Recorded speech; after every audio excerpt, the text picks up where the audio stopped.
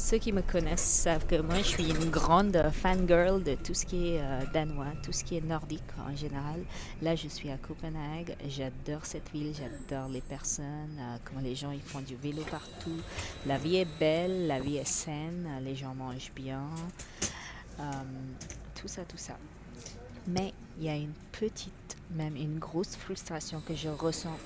Le fait de ne pas parler danois, de ne pas comprendre ce qui est écrit sur les panneaux, ne pas pouvoir parler dans la langue des personnes quand je dois interagir avec elles. Je suis montée dans le bus, je voulais parler avec le conducteur du bus en français, en danois je veux dire, mais je ne pouvais pas.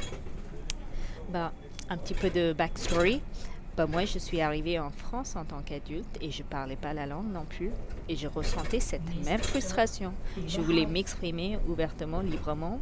Je voulais pouvoir faire des blagues, pouvoir parler avec les locaux. Et cette frustration m'a fait apprendre la langue française. Et je l'ai appris. Aujourd'hui, je suis fière de dire que je parle pas parfaitement, mais presque parfaitement le français, en tout cas comme des locaux. Et je voudrais faire la même chose avec le danois. Je sais pas, c'est une envie. Je sais que c'est très naïf parce que le danois, c'est pas du tout comme le français. C'est très difficile. Les langues nordiques, en général, c'est ce qu'on me dit.